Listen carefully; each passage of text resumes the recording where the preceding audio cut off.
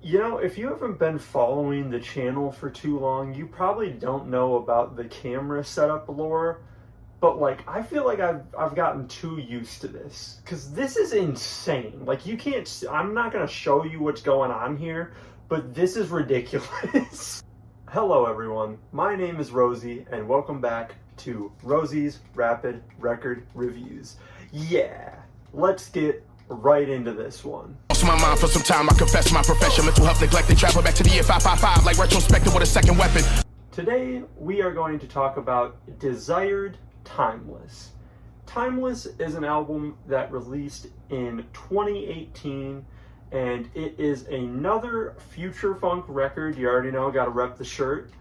And I just absolutely love this one. This came out in the time I was just really getting into future funk, like 2018, 2019.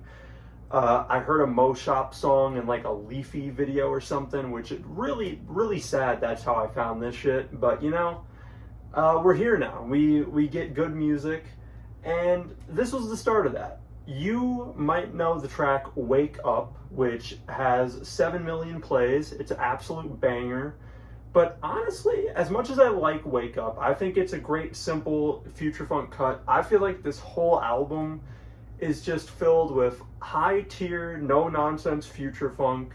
But before we go into some of my favorite tracks here, I would like to show you what I drew this time. If you are on this channel, you know we like to draw the cover arts in a poor manner. And this time, I really thought I was cooking until I look at how it was centered.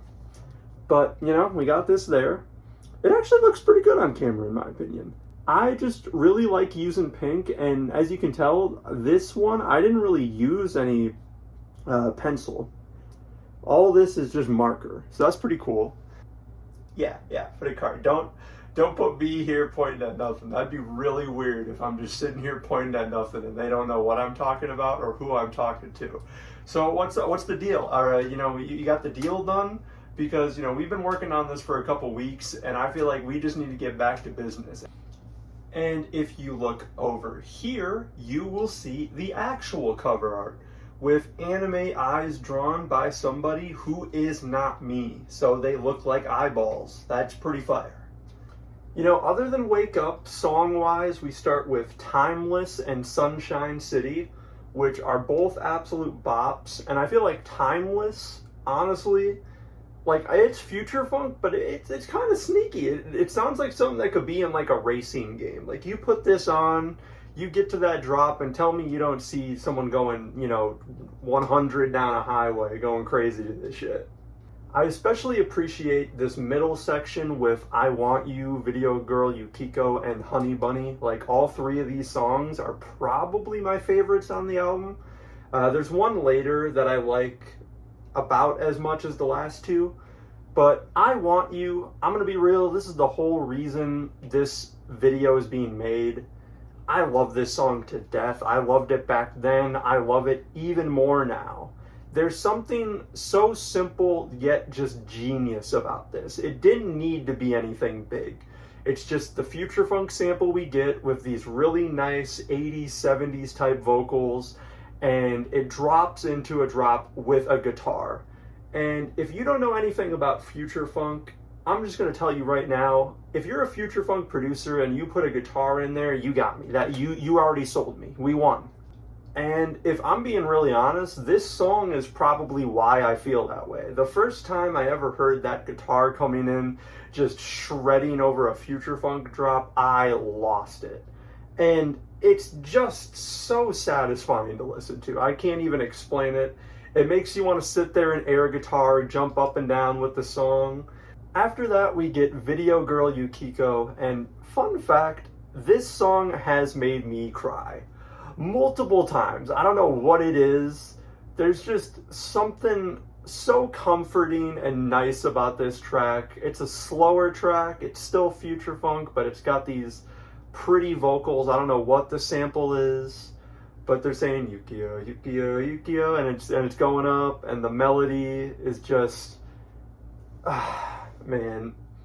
It's when I when I do these reviews, when I get to a song I truly love, sometimes it's just so hard to explain what I'm feeling because there's so many different thoughts scrambling around in my head, like I like this and I like this and I like this, and it just gets kind of overwhelming for me to describe it, you know what I mean?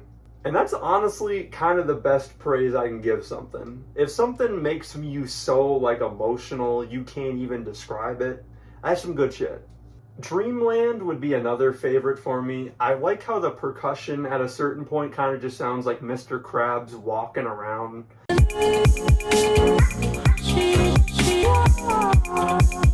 That's funny to me.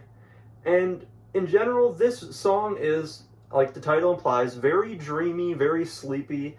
It feels like the album's dying down with this and the next song, Rainy Night, kind of staying in that vibe. But then the last two, Lost and Into the Unknown, kind of give a little switch up right at the end.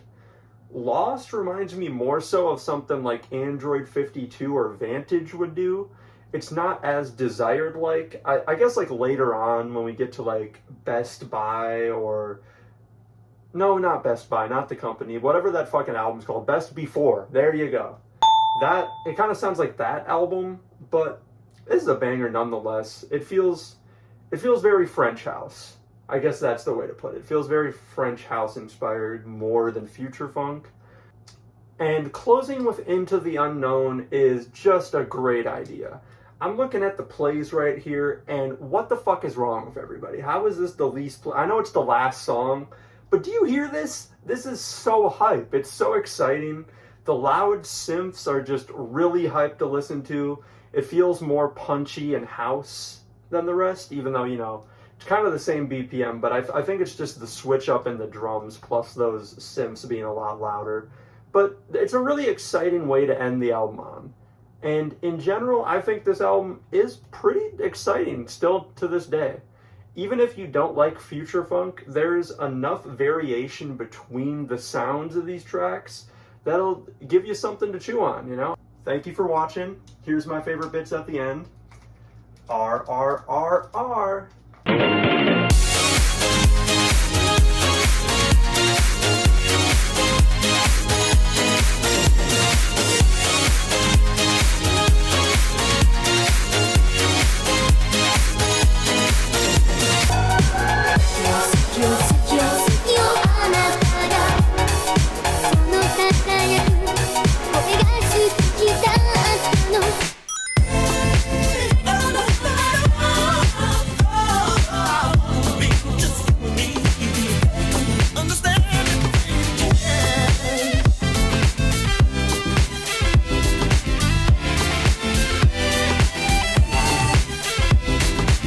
But if you look over here, you will see the actual cart with Big money when you shop